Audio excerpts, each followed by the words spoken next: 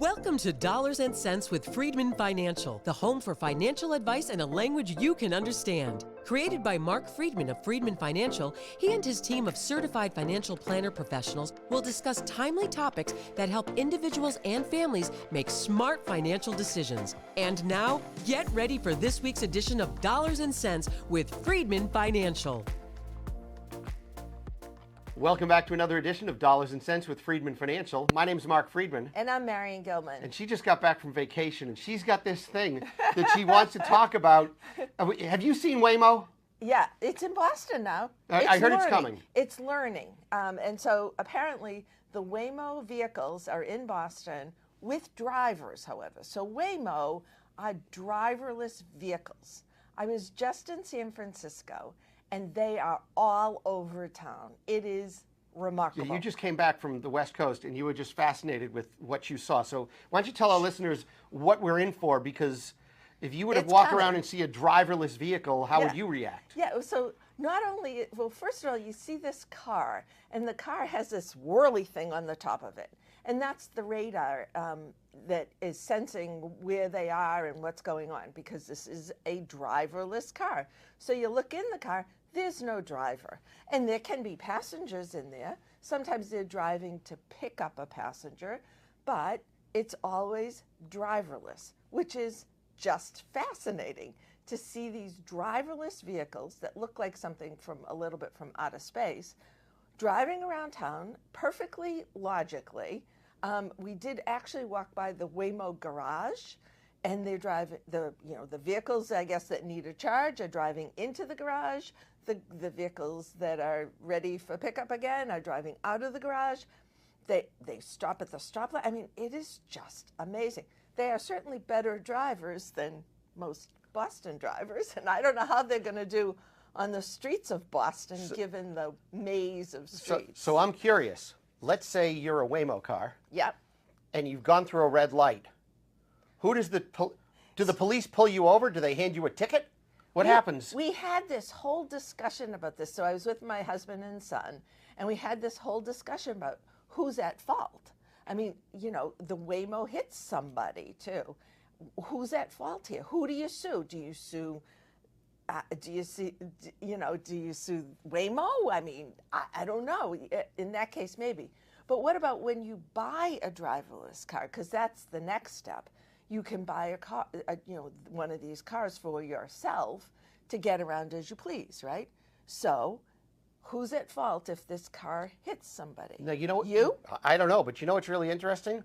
When we were kids, we watched the Jetsons, right? Yeah.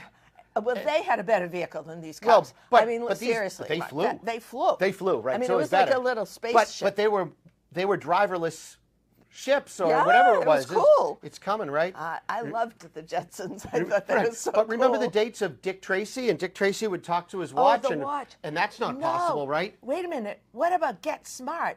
He had the shoe phone. The shoe, right? The shoe phone, right? Yeah, but the watch. But yeah. who would think? No one's going to be able to talk to a watch. Marc was talking to his watch 5 minutes ago. Jerry called me. Wait, I got to pick up the phone. I'm talking to my watch, he says. So I do. If we're not ready for innovation, get ready for innovation. Honestly, I think it's great, though. Do you?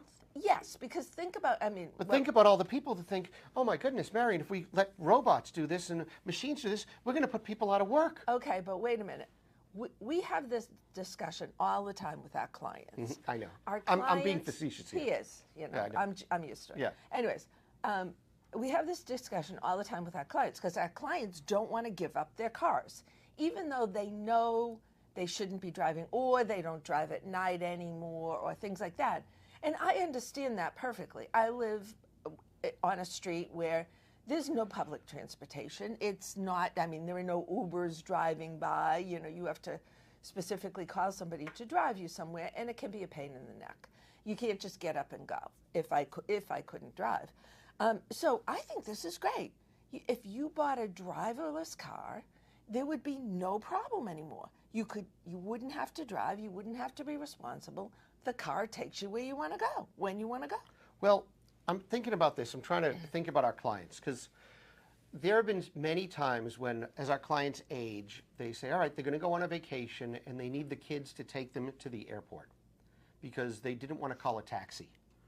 right? They Yeah, don't want to that's call a true. taxi because they don't know the type of person that's going to be in the taxi. They don't know to trust it. How clean is the car going to be? All of that kind of stuff. And so I said, well, have you ever downloaded Uber? And I know we've been with some of our clients, and we've actually helped them download the Uber app. We've actually done a little test to show them how it would all work and everything.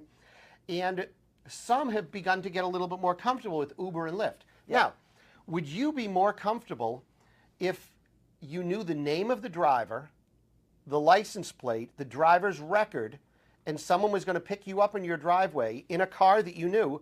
Or would you like an empty vehicle to come pulling into your driveway and the door opens up and basically says, come on, get in. The door closes and you're driving with nobody? I don't know how I'd feel about that right now. I think I'd be far more comfortable with Uber. Honestly, I didn't think about it that way. I just thought about it as what a great innovation. You know, I think about it as me being more in control because there's not a driver there. But I guess I just didn't think about it. But just to honestly, yeah, go ahead. But just to that point, you saw it one way. Yeah. I saw it another way. Right. That's the way the world works. In Sure. every topic we talk about, you know, you'll have a headline that says, oh, someone says, Yeah. well, look, there's a new tax package, or there's new something that's going on in Congress, and someone's going to present it this way, and you're presenting it as if it's the most logical and thoughtful way to look at it. But we refuse to look at the other perspectives that people have and just turn them off as, well, that's just nonsense. But, you know, I think every new thing has pros and cons. Of course. Right? So I was looking at the pro of it, not the con. You know, not like what's the problem with this. There are a lot of problems, most definitely, and we will see them all. Right. But it's just so exciting. Look, it is, and everything you know is that. innovative. I know you would agree. I'm totally Yeah, yeah. into technology He's just innovation. he's just but taking the opposite I'll go side. the other extreme. Yeah. I'll use a physical thing. A lot of people like to get out and bicycle ride and run, right? They like to Yes. get exercise outside. Yeah. And for those people, that's like, I love doing this. It's so great for me. Yet, as a driver and someone who doesn't ride a bicycle or run, some of you runners and bicycle riders decide to run on the windiest and narrowest of roads. And those roads were initially built for cars. And I'm like, are you nuts? You're going to kill yourself. I think someone people is could going say to that about me. accidentally hit you. Yeah. Not intentionally, Right. but there's so many risks. So as much as a runner might see this as, oh my God, it's a great opportunity to get outside and enjoy the fresh air, as a driver, I'm thinking, you are absolutely crazy to be out there. Find a bike path to run on. Find a sidewalk to run on. Oh, are we not allowed to run on sidewalks? We can only run on roads? What was the point of the sidewalk for? Now, you have to just walk on the sidewalk, not run on the sidewalk? Well, you know, it depends who else is on the sidewalk, I guess. Yeah, I mean, how many people do you see running on sidewalks these days? They're running on the roads. Yeah. I mean, you know, it's crazy. Well, what was the point of a sidewalk? Yeah, you know, I got to say, I mean, as a driver, I do get nervous with the bikes who are like right next to me, and I'm trying to avoid them. Yeah. And I'm trying to avoid the cars coming towards me, you know, so because some of the lanes are really too narrow, or some of the roads, I should say, are too narrow. Or too to do windy. that. And you know what, though, on the other hand, I actually like to go out and walk, and I walk on streets, and I walk crisscross half the time, and, you know, I do all kinds of crazy things probably that the drivers are swearing at me. I'm Right, sure but the that's point that I was case. trying to make, and I think that we're making, no, is absolutely. that regardless of whether it's technology or just physical activity or life, Whatever it is. every person has a reason why this works or this is kind of dumb. Yeah. And everybody views it differently. Absolutely. It's the same way we interpret the news, the headlines, everything that goes on. But one of the things, Mary, and I know we try to talk about financial advice in a language you can understand, Sure. is, look, we've had a kind of a choppy first 5 months in the market. Yeah, I'd say so. But if you look from January to now, it's basically a flat line. Yeah. And we should be looking at 3, 5, 10, 15 years of periods of time. But one of the things... Yeah, we don't really invest for 5 months. No, do we don't. Or 10 days, or Right. what the market's doing, or the Right. first 100 days of the presidency. But no, we don't do any of You that. got to think long term. But what we have to make sure that we're diligent on is making sure that our clients have liquidity when they need it. Absolutely. And, you know, this really hit home for us, I think, during 2008, 2009, in the financial crisis, where we found that many clients had gotten very comfortable with their portfolios and calling us up when they needed money. And so although whenever we start an engagement with any client, we make sure they have an emergency fund at the bank. And we always say that emergency fund should be at least 3 to 6 months living expenses, depending upon your type of job, your other guaranteed income streams, etc. But we found that a lot of clients, after a while, deplete those bank accounts and they don't replenish them. So they are now depending on an investment portfolio for all of their cash flow needs. And when the market goes down, they get concerned about taking money out because they know they're selling at a low point if they need a fair amount of money. And they don't want to do that either. So it's sort of a catch-22. And we just want this to be something in the back of your mind. As we go through another period of time where we're seeing a lot of volatility in the market, yes, most of our portfolios do have bonds in them and there are ways to get money. On the other hand, seeing your portfolio be very volatile and not having any backup money at the bank is a very dangerous situation. Yeah, and it's something that we made a commitment to our clients back in 2008 to make sure that we continuously check in with you. That's why we look at your overall net worth statement every time we visit with you. Exactly. To not only just review your investment account, frankly, that's one of the shortest conversations we have in the office. It's usually about a whole bunch of other things. And making sure that we understand the movement in your bank account. So let's say, for instance, you had $40,000 in the bank between checking and savings or whatever a year ago. And all of a sudden now we've moved forward and we realize, man, you still have $40,000 in the bank. We'll just use that as the same number. Right. You know what that tells us? That tells us that the money that's coming into your house is probably enough to cover your expenses. You're not overspending, you're not underspending. It's keeping the same level.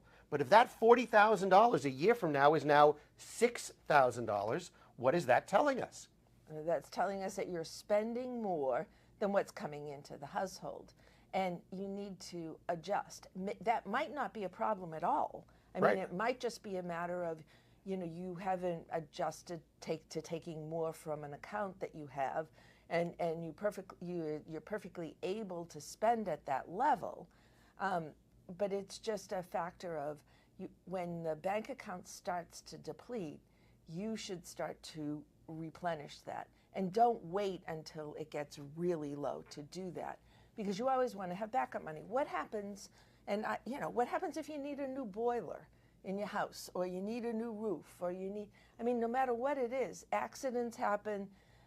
Life happens, right? Things blow out in the house, And by the way, you're always going to have, if you own a house, there's always something that needs to be done.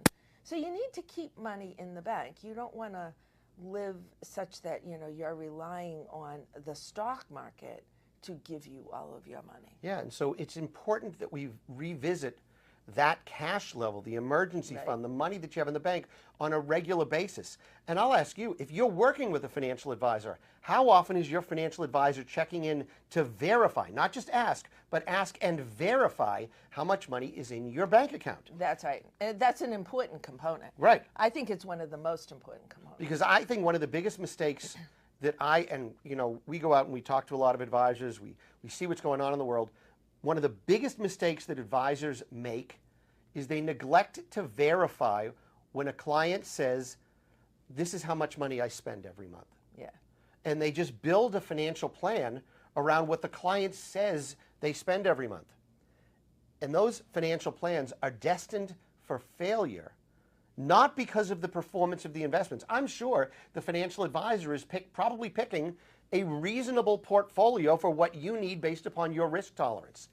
But if they're basing it on what you say you spend versus on what you really spend, you could be blowing up your whole financial plan. Absolutely, and you don't want to be in that situation. On the opposite end of that, and because most of the time people are spending more than what they think they are. Absolutely. So in those cases, on the other side of the coin, we do have clients that have considerably more money and could spend considerably more than what they actually spend. And what we found is that if they are receiving that money on a monthly basis, sort of like their paycheck that goes into their bank account, they feel more comfortable spending it. So if you have a slightly higher distribution than what you think you actually need, you might go out for that extra dinner during the course of the week or some special occasion or whatever it might be. You might be more apt to splurge because you know that's within your budget, because the money coming into your bank account is your budget. Absolutely. Yeah. I think it's funny you use the word special occasion. And you're probably wondering where I'm going with this, but when we've been talking recently to a lot of our 50-plus-year-old clients, and they talk about how their kids spend money just all over the place and whatever. It's not a special and occasion. we said to them, when you were growing up, how often did you go out for a special occasion? And when you went out for a special occasion, where did you go? and most people, when we went out, I mean, for me, it was either going to the IHOP or Denny's. And Special occasion. That was a special occasion meal, right? Not so much today, No. but back then. And then we also agreed that the York Steakhouse was up there as one of the places that we would go to. Where did you go for special occasions, Mary? So you know what? My family, my mother's family owned a bar room, and they had, so on one side was an Italian restaurant, on the other side was the bar. It was the Blue Moon Bar in Lynn, right near the GE. Okay. So we used to go there. It's the not restaurant. GE, it's the GE, by the way. The GE, right. We used to go to that restaurant for our special occasions. Yeah, I mean, and today we think nothing. I mean, we'll go to steakhouses. We eat out 3, 4, 5 times a week. Yeah. When we were kids, you rarely ate out. It was a special occasion to eat out. It is amazing how the world has changed, and it's one of the things that you and I see as we manage the lives of, 500 plus households here at Freedman Financial, and we see how people's spending habits have changed, both with the older generation, the younger generation, and it's really fascinating to build that cumulative education so that we can provide you some perspective and advice on all areas of your financial plan and your financial life. Yeah, and as I say to clients, well, I say to my husband all the time too, you can save your money for your kids if that's what you want to do. You feel like, oh, well, I can't spend it myself because I have to spend it you have to save it for my kid. And I always tell my husband, our kid is not going to make the same decisions with that money as we do. He's going to spend it, and rightly so. Yeah, they're spending it a lot faster. Exactly. I think a lot of kids are like that. So, think about that. Yeah, we call that financial advice in a language you can understand. And if now's the time for you to get serious about your financial planning, I hope you'll give us a call. 978-531-8108. That's 978-531-8108. Our office is here in Peabody. We're happy to meet with you in person, via Zoom, answer questions that you might have. Feel free to give us a call or visit us online to learn more about our firm and or sign up for our free weekly newsletter that comes out every Friday, 10:30 in the morning. All you need to do is go to the website, FreedmanFinancial.com. That's Freedman. 2 E's and a D. Financial.com. Go to the bottom of any page, like I said, name and email address. You'll get our free newsletter. You want to see what our fees are, the services we provide, the types of clients we have, a little bit about us. You want to learn anything? It's all there. Or if you'd like, check out our weekly podcast. Look, you're seeing this right now. Yeah. You can go get our podcast on any streaming platform. Very easy to go, whether it's Spotify, Apple Music, all of the general podcasts that are out there. You'll find us, dollars and cents. That's going to do it for us this week. We'll see you again next week with more financial advice in a language you can understand. Have a great day. Enjoy. During today's episode of Dollars and Cents with Freedman Financial, your host may have discussed specific financial planning and investment ideas that are for general information only and not intended to provide specific advice or recommendations. Please remember that investing involves risk and may include loss of principal. Always consult a certified financial planner professional, qualified attorney, or tax advisor prior to investing to determine what is appropriate for you. Securities and advisory services offered through LPL Financial, a registered investment advisor, member FINRA, SIPC.